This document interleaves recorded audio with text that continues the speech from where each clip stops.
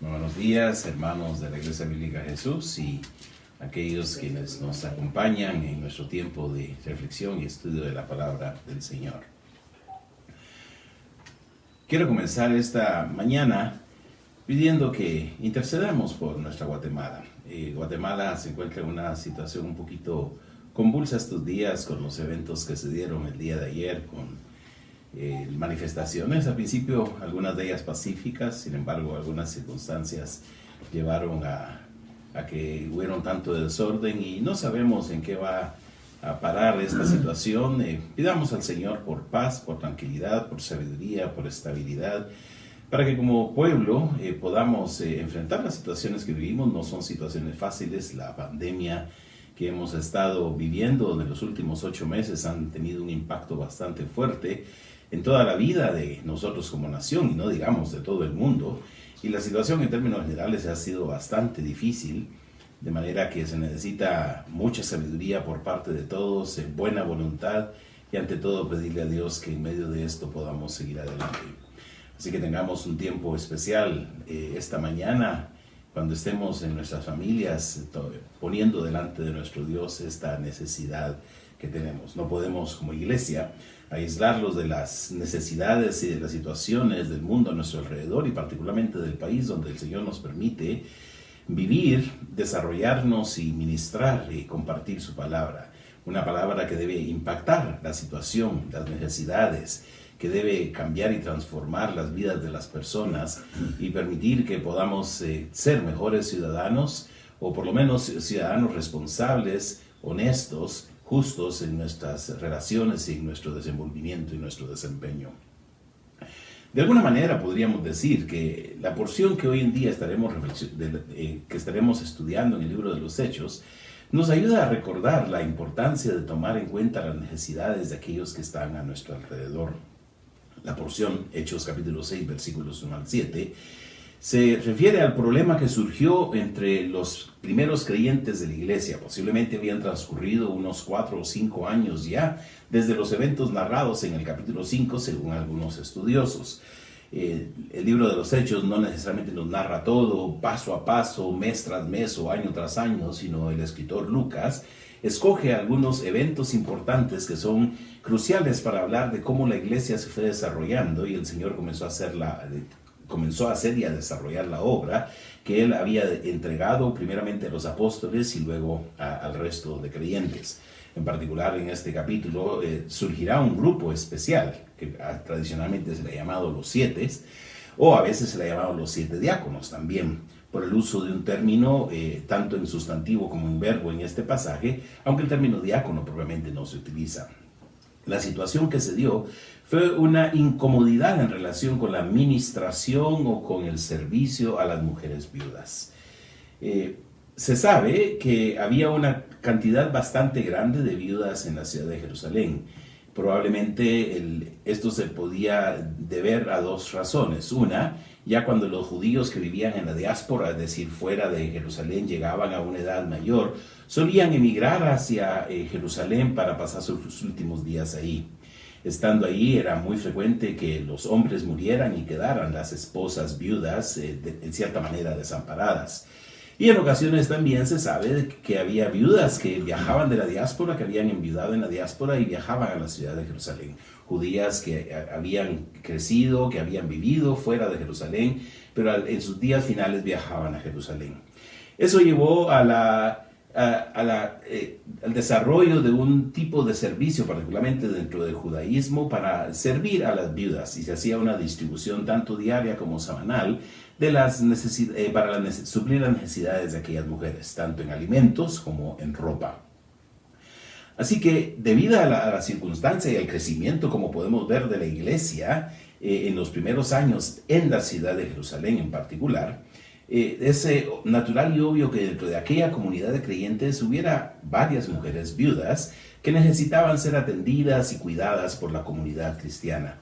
De esa manera se intuye que los apóstoles habían establecido un sistema de cuidar y de proveer para las necesidades de aquellas viudas. Recordemos que al principio la iglesia compartía todos aquellos que eran parte de ella, para las necesidades de los demás, y particularmente un grupo que se podía decir socialmente frágil y necesitado era el grupo de las viudas. Podemos ver entonces que la iglesia desde un principio no solamente pensó en suplir necesidades espirituales, entre comillas, sino también suplir las necesidades de la vida cotidiana, particularmente de aquellas personas que se encontraban en una condición de mayor fragilidad. Y eso, como mencionaba hace un momento, nos hace recordar la sensibilidad que necesitamos desarrollar para las situaciones a nuestro alrededor. No podemos hacernos, como dice la expresión, de la vista gorda de la situación difícil de muchos de nuestros conciudadanos, muchos de ellos hermanos y creyentes en el Señor, en medio de la situación de la pandemia. Y nuestro corazón debe llenarse de la gracia y de la compasión del Señor para aprender a compartir para las necesidades de ellos. La iglesia estaba cuidando de estas mujeres, estaba cuidando de las necesidades de aquellos que se encontraban en condición y situación de fragilidad. Sin embargo, como es frecuente, en medio de las circunstancias surge un problema. Leamos la porción aquí en Hechos capítulo 6, versículos 1 al 7. En aquellos días, como creciera el número de los discípulos, hubo murmuración de los griegos contra los hebreos, de que las viudas de aquellos eran desatendidas en la distribución diaria. Entonces los 12 convocaron a la multitud de los discípulos y dijeron: no es justo que nosotros dejemos la palabra de Dios para servir a las mesas. Buscad pues, hermanos, de entre vosotros a 7 varones de buen testimonio, llenos del Espíritu Santo y de sabiduría, a quienes encarguemos de este trabajo. Y nosotros persistiremos en la oración y el ministerio de la palabra. Agradó la propuesta a toda la multitud, y eligieron a Esteban, varón lleno de fe y del Espíritu Santo, a Felipe, a Prócoro, a Nicanor, a Timón, a Pármenas y a Nicolás, prosélito de Antioquía, a los cuales presentaron ante los apóstoles, quienes orando les impusieron las manos. Y crecía la palabra del Señor, y el número de los discípulos se multiplicaba grandemente en Jerusalén. También muchos de los sacerdotes obedecían a la fe. Aquí tenemos la situación. Se atendía diariamente, se compartía, se ministraba a las viudas. Eso es lo que podemos deducir de lo que dice el pasaje. Se habla de que había un descuido de un grupo de mujeres que eran desatendidas en la distribución diaria. La palabra traducida distribución es la palabra griega diaconía, que básicamente significa servicio, ministración, pero ha sido interpretada en el sentido de que se ministraba de una forma particular a las mujeres viudas con la provisión de alimentos de una manera cotidiana. No podemos saber exactamente cómo era que se hacía distribución de algún paquete diario a aquellas mujeres, o como se puede mencionar, ver más adelante, que hubiera mesas a las cuales, un lugar donde había mesas a las cuales podían llegar aquellas mujeres a alimentarse de una forma diaria. El hecho es que había dos grupos de personas, étnicamente o de grupo de asociación geográfica, como podemos determinar en este pasaje. No está hablando de una diferencia de judíos y no judíos, sino que está hablando, según se entiende, de dos grupos de judíos que habían crecido en Palestina, de habla hebrea o principalmente aramea, y judíos que habían crecido en la diáspora, que eran considerados judíos de habla griega. El término precisamente utilizado para que se traduce griegos ahí, el término helenistes, describe eso, judíos de habla griega. De manera entonces que tenemos aquí a dos grupos de creyentes, algunos que habían crecido fuera de Jerusalén, pero se encontraban ahora en Jerusalén y conformaban parte de la iglesia, y naturalmente había un grupo fuerte, grande de mujeres viudas que eran parte de esa procedencia, y hay cierta incomodidad. No se sabe exactamente cuál fue la situación, no se nos dan los detalles, pero los de habla griega comienzan a quejarse, y ese es el término, esa murmuración. Es un término que describe una situación de incomodidad, una situación en la cual una paz, una unidad que aparentemente se estaba manifestando a lo largo de las páginas anteriores de este libro de los Hechos, ahora se ve rota porque había descuido, según dicen, de las mujeres que pertenecían a uno de los grupos, aquellos que provenían de fuera de la ciudad de Jerusalén. Esta situación lleva a los apóstoles a tomar algunas determinaciones, pero no solamente a los apóstoles, sino a la totalidad del grupo de creyentes en aquella iglesia. Y al final de cuentas, el propósito es que la iglesia siga creciendo. Comienza la porción en el versículo 1 diciendo que como creciera el número de los discípulos, y termina esta porción en el versículo 7 diciendo que el número de los discípulos se multiplicaba grandemente en Jerusalén. Uno de los aspectos quizá que no podemos dejar de resaltar aquí es que la clave de todo este libro de los Hechos es ver cómo la iglesia crece y el evangelio del Señor es predicado y más personas pueden responder en fe a la predicación del evangelio. Indistintamente de las situaciones, las circunstancias que vivamos, eso es lo que se tiene en perspectiva, el avance de la predicación del evangelio, y de hecho es una de las prioridades de los apóstoles. Sin embargo, eso no significa descuidar las necesidades diarias, las necesidades que día a día cada uno de nosotros enfrenta y las necesidades que la vida en este mundo impone a cada uno de nosotros. No podemos alimentar solo el espíritu, porque realmente espíritus alimentados en cuerpos desnutridos no es el propósito de lo que Dios espera en la iglesia. Definitivamente la misericordia y el amor de Dios suple no solamente nuestras necesidades espirituales, sino también las necesidades físicas, materiales, corporales de cada uno de nosotros.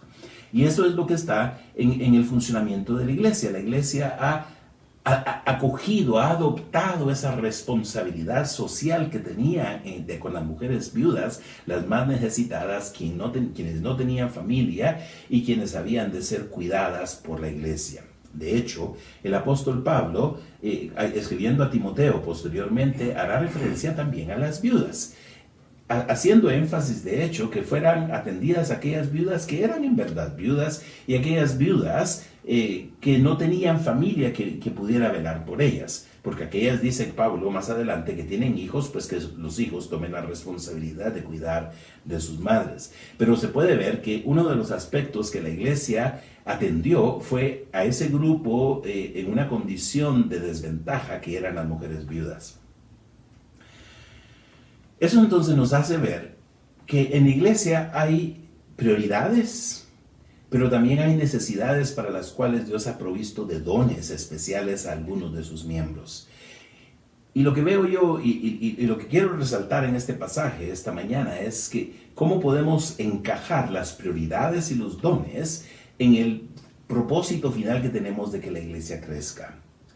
Cuando uno se pregunta por qué es que la iglesia no ha crecido suficiente, por qué la iglesia no crece, podríamos pensar que tal vez hemos descuidado algunas de estas dos cosas. La prioridad, lo principal, espiritualmente hablando, de algunos, en el caso de este pasaje de los apóstoles, pero también el desempeño de los dones y la oportunidad que tenemos de servir a otros, que el Señor también ha otorgado eso a algunos. Al final de cuentas, ambas cosas, la prioridad y los dones espirituales, son parte de un solo asunto. Se encajan, van de la mano, y podríamos decir que la prioridad de la obra de Dios va de la mano con el otorgamiento de los dones espirituales por parte del Espíritu Santo a cada uno de los miembros de la iglesia. Dada la situación, dado el problema, dado el altercado que se está dando y que podríamos pensar que nos hace recordar de situaciones en las que como humanos nosotros tenemos dificultades, altercados, diferencias de opinión, insatisfacción por lo que está ocurriendo en el mundo alrededor. De hecho, entonces podemos ver que hay cierta manera de poder expresar aquellas situaciones que nos tienen incómodos, que nos hacen sentir intranquilos, y particularmente cuando vemos que hay algunas situaciones que no se están atendiendo adecuadamente, tanto en lo personal, en lo familiar, en lo eclesiástico, como en lo social. Es ahí entonces donde los apóstoles, ante ese problema, no se ponen a regañar, a buscar quién tiene la culpa, sino tratan de encontrar una solución para no descuidar ellos el trabajo que ellos consideraban de una manera especial, la encomienda que el Señor les había dado, pero también sin descuidar la atención a las necesidades de las personas desatendidas. Así que dice el pasaje que los apóstoles convocaron a la multitud y les dijeron: primero, no es justo que nosotros dejemos la palabra de Dios para servir a las mesas.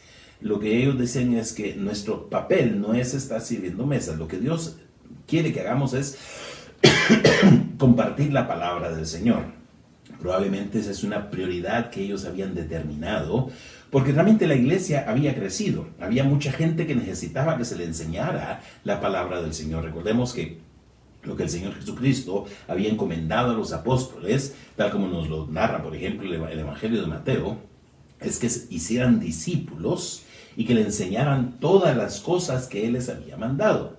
Y hay un gran número de creyentes. Así que los apóstoles, podríamos decir que se sentían con un trabajo abrumador para poder suplir la necesidad de enseñanza, de entrenamiento, de desarrollo de discípulos. De hecho, ese es el término que se utiliza aquí en el versículo 1. Dice: en aquellos días como creciera el número de los discípulos. Es interesante esa descripción que se hace de entrada en el capítulo 6, porque nos deja ver que el papel que los apóstoles estaban desarrollando era el entrenamiento de aquellos creyentes para poder enseñarles la palabra del Señor y que pudieran vivir vidas cambiadas y transformadas. Y en la enseñanza de la palabra del Señor no podemos esperar una iglesia robusta, una iglesia firme, una iglesia que realmente sepa dónde se encuentra fundamentada y centrada. Y los apóstoles ven eso como su prioridad, porque el número de los creyentes es grande. Se ha hablado ya de un número de alrededor de 5,000 personas. Pueden ustedes imaginarse 12 apóstoles encargados de entrenar a 5,000 discípulos. Si lo pudiéramos ver de esa manera, diríamos que la tarea que ellos tienen es una tarea abrumadora, excesiva, y que los tendría casi sin dormir. Pero si en medio de esa circunstancia, ellos no solamente ven la prioridad de la enseñanza de la palabra del Señor, lo resaltarán más adelante, cuando indicarán que también ellos se dedicaban a la oración. El punto es que hay una prioridad, hay una necesidad. La iglesia no puede descuidar, no debe descuidar la enseñanza de la palabra de Dios para el desarrollo de discípulos, personas cristianas que conocen bien el contenido de las Escrituras, que podríamos decir que de alguna manera muchos de los discípulos que salen de estos grupos son discípulos que conocen la palabra de Dios y la pueden defender. De hecho, uno de los 7, específicamente Esteban, nos va a dar un discurso increíble en el capítulo 7 de este libro, mostrando su conocimiento amplio de la palabra y su interpretación y cómo él determinaba las implicaciones de lo que se había dicho en el pasado para lo que Dios estaba haciendo ya por medio de la iglesia. Un cristiano que no conoce bien la palabra del Señor no puede realmente desempeñar adecuadamente el ministerio y los dones que el Señor le ha dado.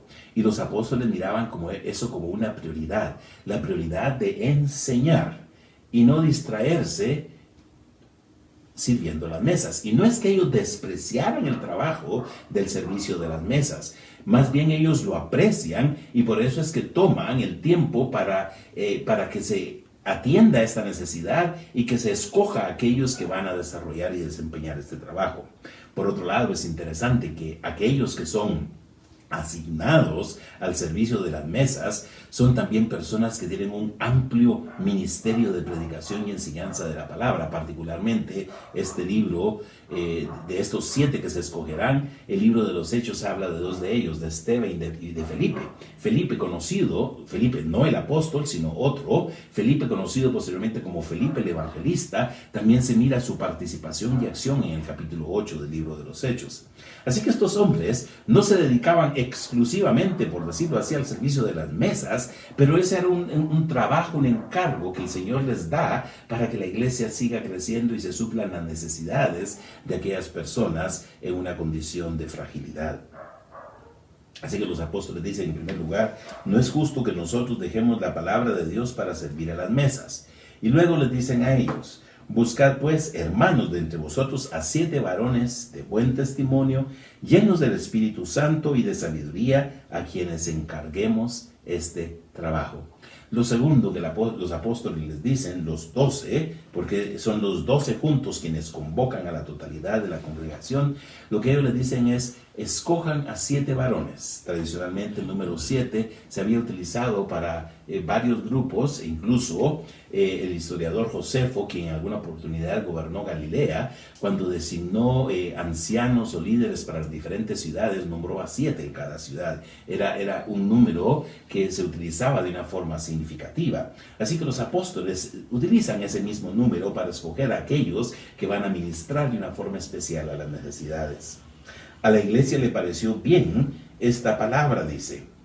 Pero antes de esto, los apóstoles dicen una tercera cosa. Y luego dicen: y nosotros persistiremos en la oración y en el ministerio de la palabra. Esa es la prioridad de los apóstoles. En entrenar al grupo de discípulos cada vez más creciente, enseñarles la palabra del Señor, hacer que sean robustos espiritualmente, pero también orar. No solamente es compartir la palabra, sino buscar la fuerza y la fortaleza espiritual del Señor. Y ese es un increíble ejemplo que nos dejaron los apóstoles acá. Nosotros que estamos metidos en un sinfín de actividades constantemente, diciendo que ya no tenemos tiempo absolutamente para nada, podemos vernos tentados a descuidar particularmente esta área de nuestra vida, la oración. Pero los apóstoles no lo hicieron. Ellos tuvieron al mejor maestro, el mejor ejemplo de oración en el Señor Jesucristo, quien cada mañana se levantaba antes del amanecer para ir a orar a Dios y pedir del Señor la guía y la sabiduría. Y si el Señor Jesucristo, siendo el Hijo de Dios, sin pecado, pasaba tiempo en oración, cuánto más no necesitaremos nosotros para obtener la fuerza, la sabiduría y la guía en el desempeño de todas las actividades que tenemos que hacer. Y podemos percibir que de hecho el Señor estaba guiando a aquellos hombres, a los 12, al recomendar esta acción a la iglesia.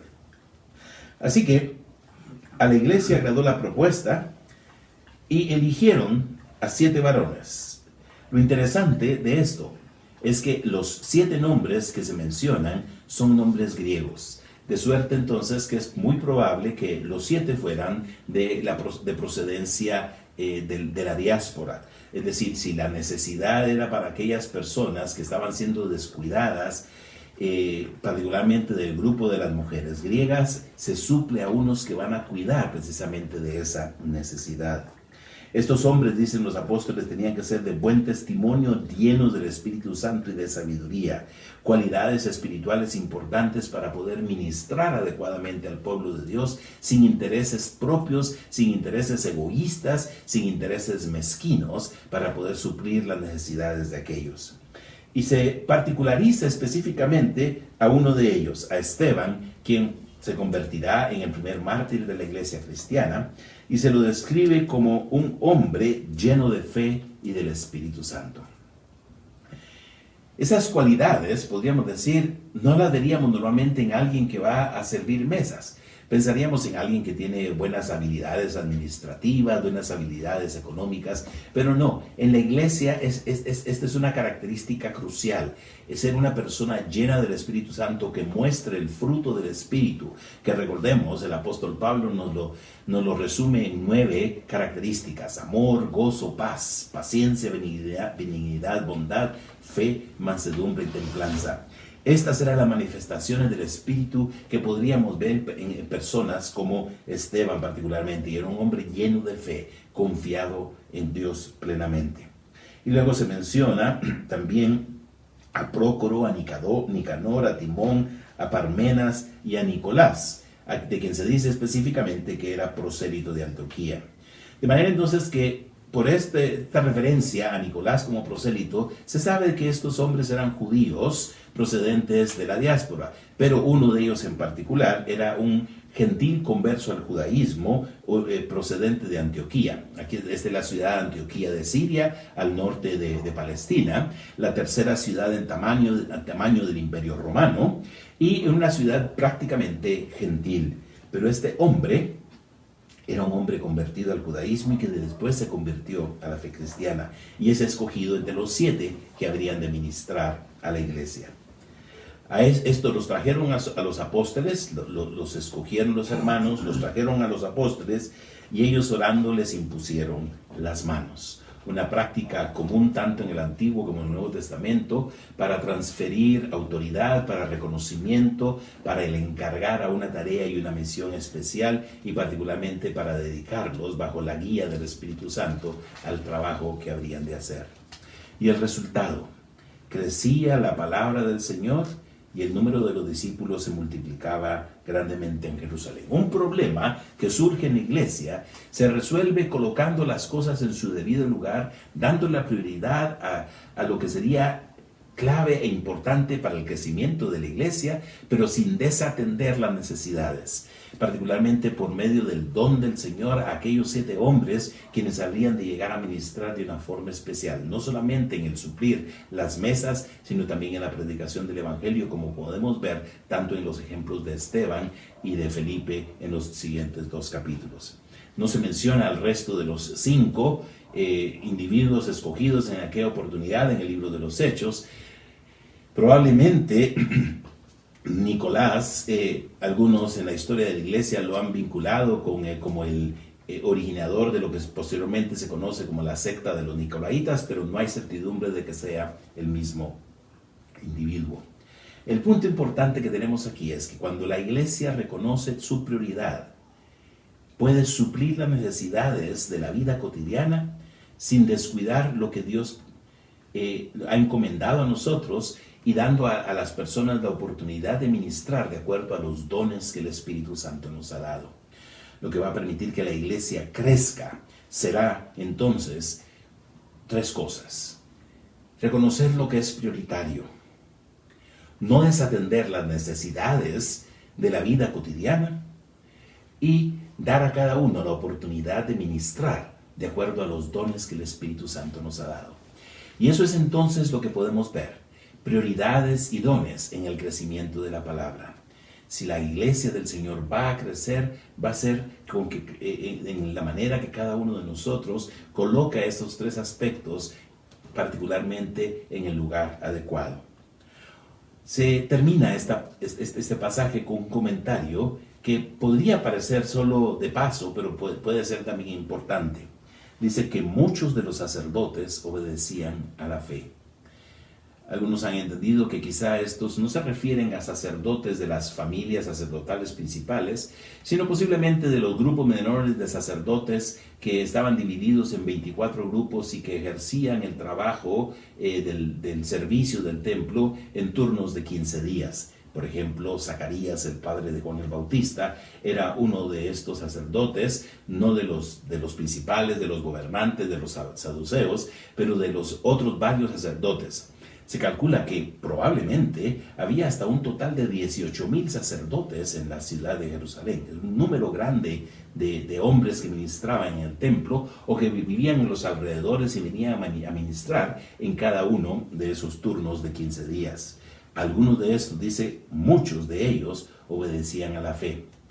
Y esto es importante porque la iglesia en Jerusalén se reunía en el templo y posiblemente podemos ver ahí que algunos de ellos seguían ministrando en sus funciones del templo, sin embargo, habían respondido a la fe y la predicación del Evangelio. Y esto porque la iglesia impactaba el mundo a su alrededor, la sociedad, impactaba aquella ciudad, teniendo en perspectiva las 3 cosas que hemos mencionado. Saber lo que es prioritario, en el caso de los apóstoles, la predicación, la enseñanza, el hacer discípulos y la oración. No desatender las necesidades que surgían, particularmente suplir las necesidades de aquel grupo de mujeres viudas. Y en tercer lugar, saber dar a los creyentes la oportunidad de ministrar de acuerdo a los dones que el Espíritu Santo nos da. Esto permitirá que como iglesia podamos crecer. Y si bien es cierto, esta no es una fórmula mágica, por decir así, sí nos da un ejemplo, nos da algunas ideas, algunas pautas de aspectos que debemos tomar en cuenta para poder desempeñar y desarrollar la tarea que el Señor ha puesto en nuestras manos. Como iglesia, como cristianos, miembros de una sociedad, que podamos impactar el mundo que está a nuestro alrededor. El Señor nos bendiga, que nos dé un bendecido resto de día domingo. Si Dios permite, nos veremos la próxima semana. La próxima semana es lo que se conoce como el primer domingo de Adviento. Inicia ya la época navideña y estaremos preparando lo tradicional para nosotros como iglesia para poder hacer la celebración de esta época especial en la cual celebramos la venida, el advenimiento de nuestro Señor Jesucristo. Que el Señor les bendiga con un bendecido domingo.